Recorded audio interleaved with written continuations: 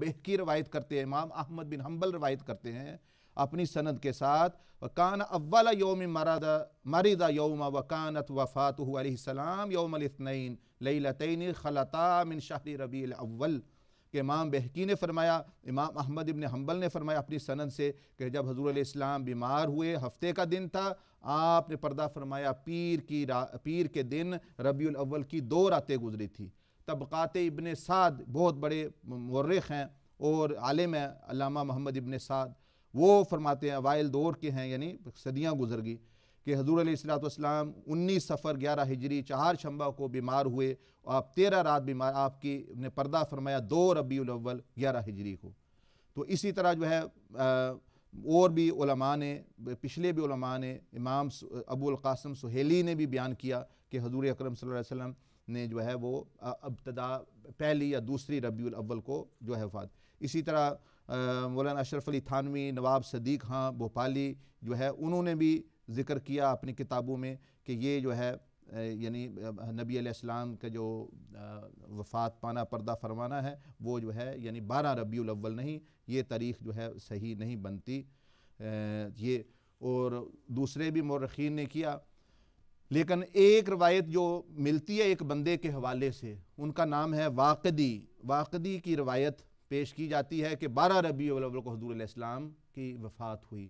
آپ دیکھیں واقدی کا کیا حال ہے، اس کی روایت لے لی اور دوسرے امام بہکی، امام احمد بن حنبل اور یہ دوسرے جو مستند علماء محدثین ہیں ان کی جو ہے چھوڑ رہے ہیں، کیونکہ اپنے مطلب کو وہ جو ہے پوری آ رہی ہے۔ واقدی کے بارے میں کیا فرمایا محدثین نے؟ فرماتے ہیں امام ابن اسحاق، امام شمس الدین ذہبی نے متفقہ طور پر کہا واقدی اپنی طرف سے حدیثیں گڑھ لیا کرتا تھا، موضوع حدیثیں بناتا تھا۔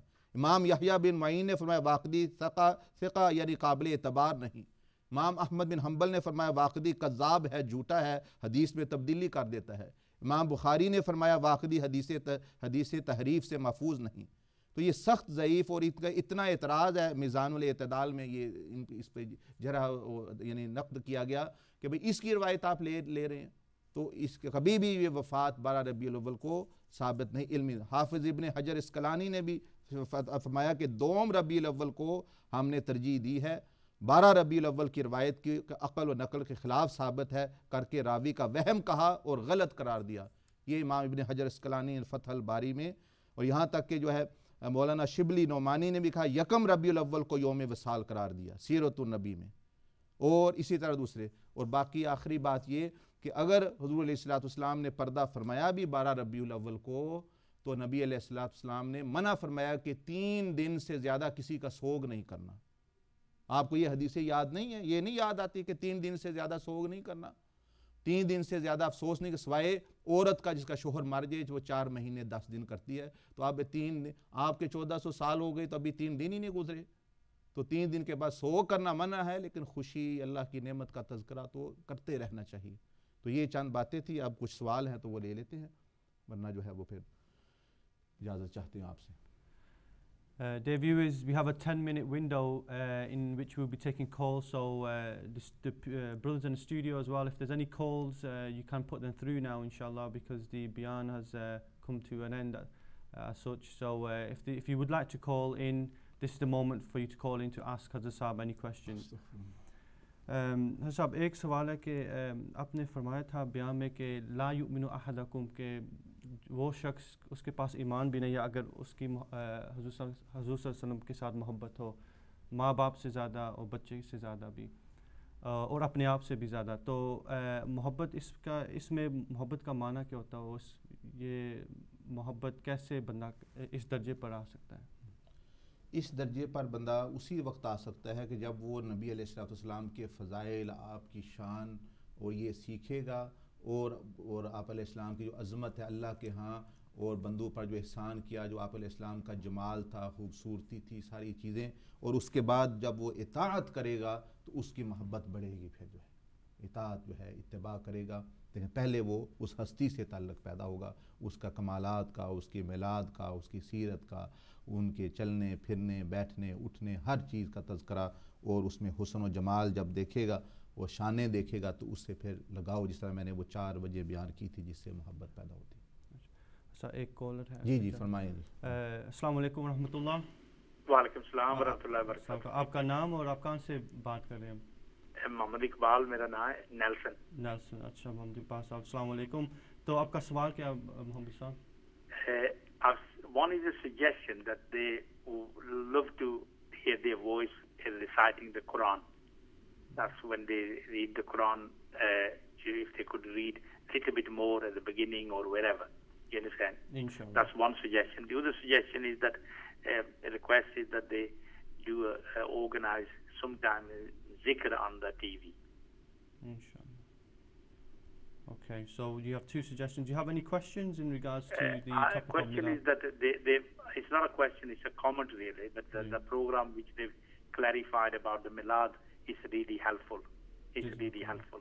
Jazakallah khair. Brother Iqbal, may Allah Azza wa Jal increase your iman and knowledge, inshallah, ameen.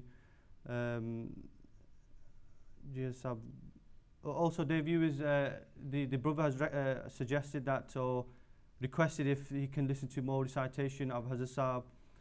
If you visit our website, inshallah, which is www.zabir.org, you will find various compilations of the recitations of the Holy Quran by Hazrat Sahab, and also various other discourses and materials there. So that is a website you would like to visit, inshallah. And in regards to the zikr, we will inshallah try to do a mahfil dhikr. We have been trying to plan something that we can do, and also you can come and attend yourself. یہ جو انہوں نے suggestion دی ہے شیخ احمد قادری بھی پہلے فرما رہے تھے کہ بھئی قرآن مجید کی تلاوت سننا چاہتے ہیں زیادہ لوگ اور ذکر تھوڑا بہت، وہ تو پھر یہ ٹائم ایکسٹینڈ ہوگا تو اسی میں پھر بندہ پھر کوئی آدھا گھنٹہ زیادہ ہو تو بندہ کچھ چلو قرآن مجید کی تلاوت اور ذکر. تو ہم کوشش کریں گے کہ بھئی انشاءاللہ اسی میں کسی طریقے سے چلو مختصر طور پر ہی ہو، وہ جو ہے انشاءاللہ ہو. So what I would request from the viewers is that, because we are restricted in only a 1 hour slot, which would probably about 50-minute slots really, if you can leave your suggestions and feedback to DM Digital, and if you would like us to extend our time, then please do leave some feedback in regards to that, and inshallah we can accommodate for your suggestions inshallah. جی صاحب ایک اور سوال تھا کہ پچھلے بیان کل کا بیان آپ نے کہا کہ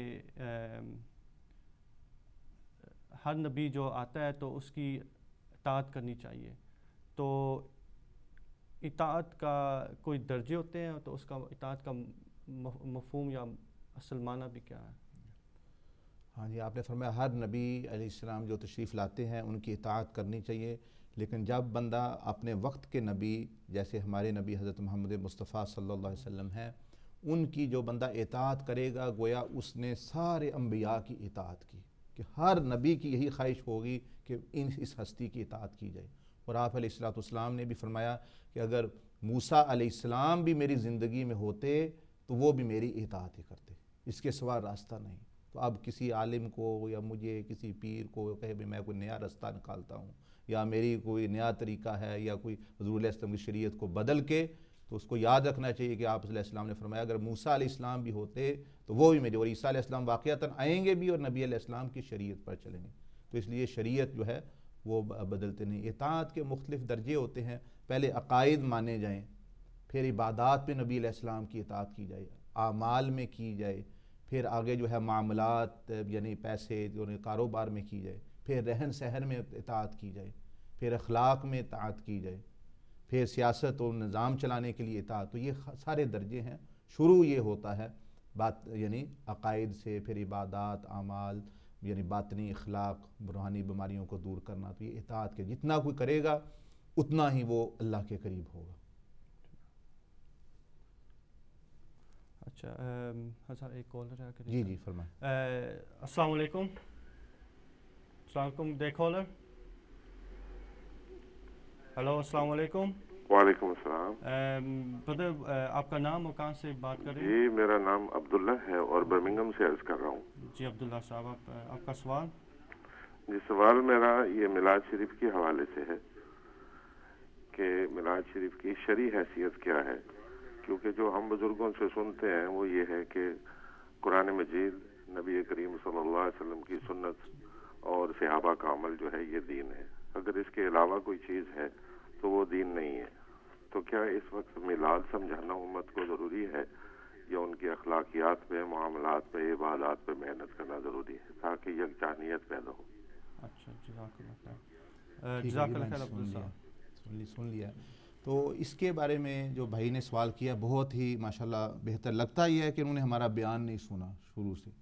میں نے شروع ہی بیان یہاں سے کیا تھا کہ بھئی اللہ نے ہمیں عبادت کے لیے پیدا کیا ہے، اور عبادت تب ہو سکتی ہے کہ جب پتہ چلے. اس کے لیے اللہ نے انبیاء علیہ السلام کو بھیجا ہے کہ بھئی انبیاء علیہ السلام کی اطاعت کرے گا بندہ تو وہ اللہ کی عبادت کر سکتا ہے صحیح طریقے سے. لیکن انبیاء کی سیرت اور اطاعت اور اخلاق پر وہ عمل تب تک نہیں کرے گا جب تک کہ اس کا ایمان اور محبت اور ادب کامل نہیں ہوگا اس ہستی سے. تو یہ جو میلاد کا یا حضور علیہ السلام کے فضائل کا ذکر ہوتا ہے اسی لیے ہوتا ہے کہ تاکہ بندہ میں یہ چیز آئے گی، محبت آئے گی، تو وہ پھر نبی پاک صلی اللہ علیہ وسلم کی سیرت پر عمل کرے. اگر اس کو محبت ہی نہیں ہے، اگر اس کو وہ یعنی عظمت ہی نہیں ہے، وہ تو پھر غیروں کے طریقے پر مطلب ہے یعنی گانا بجانا، ڈھول ڈھمکا اور جو ہے مطلب ہے یعنی جو بھی اس کو پسند آئے گا، کھیل پسند آ رہے تو کھیلوں کے پیچھے لگے گا، کھڑالی پسند آئے تو وہ اس کے لیے ماڈل ہیں، ایکٹر پسند ہے تو وہ ماڈل ہیں، سیاستداں پسند ہے تو وہ ماڈل ہیں، جو بھی اس کے لیے ماڈل ہوں گے. تو ان چیزوں کے لیے پھر جو ہے یہ تذکرہ کیا جاتا ہے. اور میں نے عرض کی تھی اللہ نے آدم علیہ السلام کے میلاد کا کیوں ذکر کیا؟ میرا سوال ہے مثال کے طور پر بھی آدم علیہ السلام کی تخلیق کا ذکر ہوا، پھر اطاعت کا اللہ نے ذکر کیا، پھر حضرت ابراہیم علیہ السلام، حضرت اسماعیل کی ولادت کا تذکرہ، پھر حضرت عیسیٰ علیہ السلام کی ولادت کا تذکرہ اللہ نے کیا. اطاعت کا تذکرہ تو نہیں کیا صرف، بلکہ میں نے بتایا درد ذہ تک کا بھی جو بچہ ہونے کے درد ہوتا اس کا بھی تذکرہ فرمایا. کس طرح حضرت مریم رضی اللہ تعالیٰ تشریف لے گئیں، آدم علیہ السلام کس مٹی سے پیدا ہوئے، اس کی بو کیا تھی، خوشبو کیا تھی، اس کا رنگ کیا تھا، وہ سخت تھی نرم تھی. ان کا کیا مقصد ہے؟ مقصد وہی میں بتا رہا ہوں کہ یہ ایک ہی نبی کی ساری چیزیں ہیں، سیرت بھی، میلاد بھی، اخلاق بھی. لیکن سب سے پہلے اس ذات سے تعلق پیدا ہوگا حضور علیہ السلام سے، ادب کا، رشتہ احترام کا اور محبت کا جڑے گا تو تب بندہ پھر اس کو کہنا نہیں پڑے گا کہ حضور علیہ السلام کی سیرت پر عمل کرو. آج لوگ کہتے ہیں سیرت پر عمل کرو، اخلاق پر عمل کرو، لیکن کیوں نہیں کر رہے؟ اس لیے کہ دل ان کے کہیں اور لگے ہوئے ہیں. ان دلوں کو وہاں سے کاٹ کر شیطانوں سے، فاسقوں فاجروں سے، کافروں سے حضور علیہ السلام سے جوڑنا، رشتہ محبت، اور پھر جو ہے وہ انشاءاللہ ان چیزیں. تو میں بھائی آپ سے متفق ہوں کہ انبیاء علیہ السلام کے اخلاق عالیہ، اطاعت، فرما برداری، سنت کی اتباع یہی مقصود ہے. لیکن یہ مقصود کیوں نہیں، یہ تو سب کو پتہ ہے یہ کیوں نہیں آج پورا ہو رہا. اس لیے پورا نہیں ہو رہا کہ ہمارا تعلق کمزور ہے محبت اور ادب کا.